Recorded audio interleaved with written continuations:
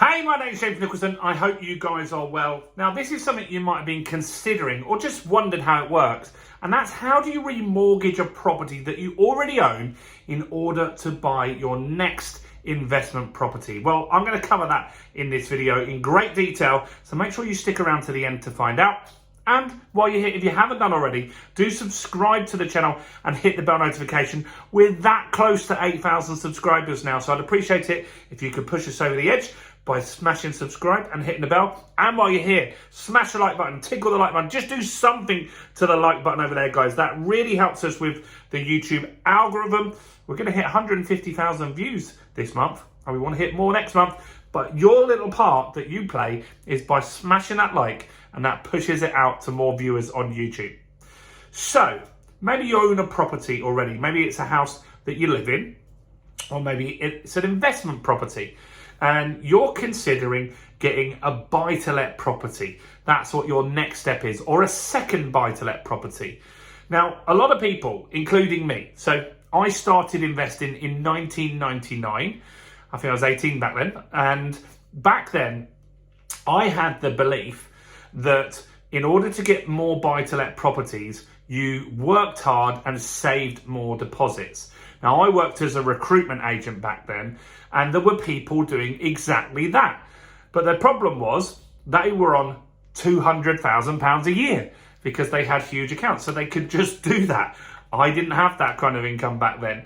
And so I just thought that that was the way it happened. So I left it and didn't do much for the first few years. Then I started reading books on property because I hated working for people.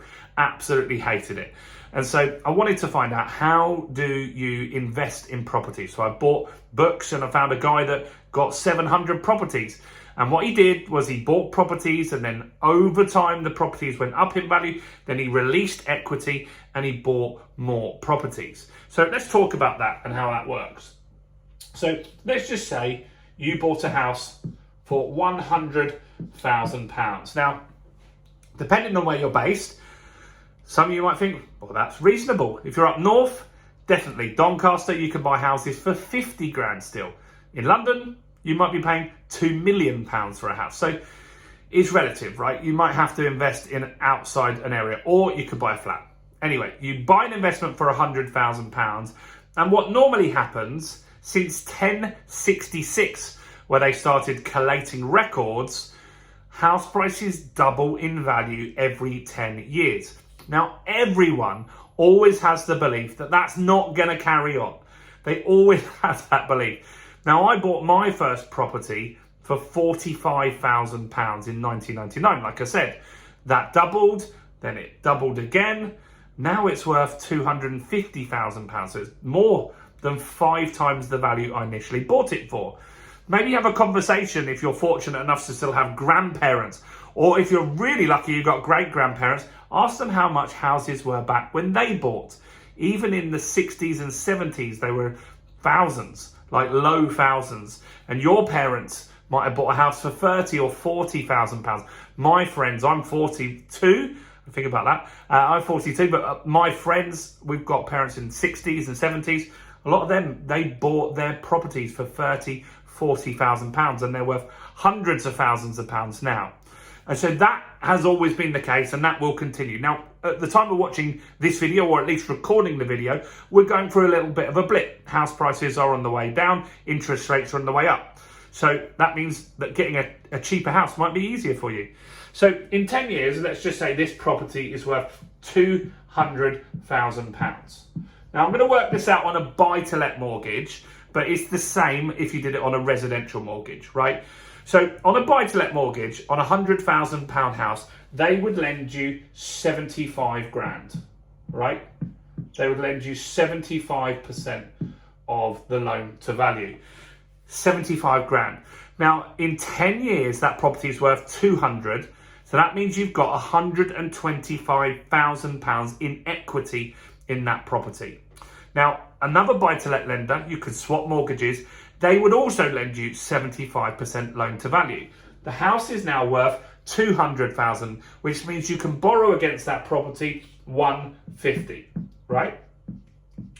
Now, on a Buy-to-let mortgage, we pay interest only. We don't actually pay down the debt. That means the cost of the borrowing each month is a lot cheaper. We make our money through cash flow on the rent and the property going up in value. So we've now borrowed 150,000, but we owed that 75 back. So we've got to pay them back that. That leaves us 75 grand left, right? So we've got this 150 grand mortgage, which is looking after this property over here. And in our bank sits £75,000 that we can now go shopping with. Now, houses are not £100,000 anymore. They're now 200,000. You need a deposit on that one of around 50 grand. So we can buy one and still have some money left to do it up. So now we'd have a 200 grand house here. We'd have a 200 grand house here. And each of them we would owe 150 on. That's our mortgage, right? That's our mortgages over here. So we have got in these properties £400,000 of property. We've got £300,000 of mortgages on them. We've got £100,000 in equity in our asset. Now in 10 years, these are going to be worth £400,000. This happens like clockwork, right? It's due to inflation. So inflation going up at 2%, house prices always go up. This is what happens. So now we've got these properties here worth £400,000. We owe 150. So we can borrow 75% loan to value. So we can borrow £300,000 out of that. And £300,000 out of that.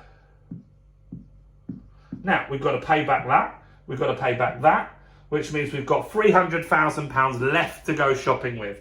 House prices are now £400,000, which means we can buy, we need £100,000 deposit.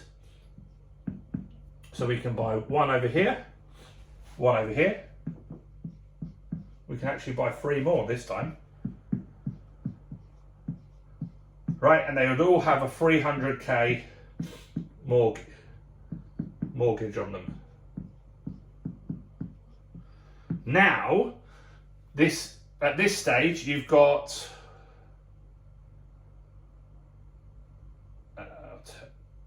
you pretty much got £2 million worth of assets, right?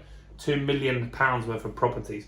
You only started this with 25 grand. You haven't put any more money in, saved any more money. The money's working for you here. So you've got £2 million of assets, and that is pretty good, right? And so you've got 500 grand in equity in there. Next time round on this, you're going to be a millionaire. So as the asset goes up in value, you can borrow 75% loan to value on a buy-to-let mortgage. Now, if you live in the house and it's a residential property, you could also borrow money out, but it depends on your salary. So you can borrow 4 times your salary. So if you're on 50 grand, you can borrow 200 grand. And if you've got a 100 grand mortgage, that means you'll get an extra 100 grand that you could go shopping with, right? That's how that works. Now, how could you do this a little bit faster? So you could buy this 100 grand house and you can wait 10 years for it to be valued at 200 grand. How you can speed it up is with a strategy called BRRR. So rather than buying a nice £100,000 house, you could buy one in an area where the houses are worth maybe 150, 160, 170, but this is an ugly house. This needs work. And if you find one that needs work, then you can add value to that property. You can put a new kitchen, a new bathroom, you can add like double glazing to it. This will bring the value up faster. It's called a renovation. So we're going to buy it, we're going to renovate it, we're going to buy, refurbish it, refinance it. So then we're going to say to the bank, look, we've just done this up. How much is it worth now? And they might say it's worth 150, not 200, but 150. And then you can pull a load of your money out, right? You can pull your deposit out. Let's talk about a deal down here that I did exactly this, where the numbers stack up quite nicely. So I bought a property at auction for my daughter Georgia for £60,000. You can watch that on this channel. There's a video of me doing that, right? Then I spent 12 on it, refurb. And I spent about 3 grand in fees. Okay, so now I'm in the property for 75 grand. The property got revalued by a mortgage broker at £100,000. They would lend me 75, which matched up perfectly. Doesn't always match up exactly like that, but they'd lend me 75. That means I got all of my money out, give or take a few £1,000s for other fees for the remortgage and stuff like that. But I got most of my money out, and then I was able to go shopping again. So then I bought Georgia another flat, which you can see on the channel if you look at the older videos as well. So we took the deposit out, we recycled that deposit a few times. And this is how you can grow a portfolio. You buy something that's two ways. One is time. Just buy a property, sit on it. In 10 years, there's a good chance it'll be worth twice as much money. That's happened for a long, long time and will likely continue. The other one is to buy somewhere that's ugly, do it up. By refurbishing it and re-evaluating it and making it worth more money, then you can pull some money out. It's hard in this market to pull all of it out, but you will be able to pull out a lot of it. So that is how you can refinance, release equity, and build a property portfolio. That's how people are going from one house to many, many houses. And this is the best strategy in the market today. So let me know your thoughts and questions on that. Do comment below. Do smash the like button. Subscribe. Come on, let's get 8,000 people. Go and watch some more content. Why don't you go and watch this video right here?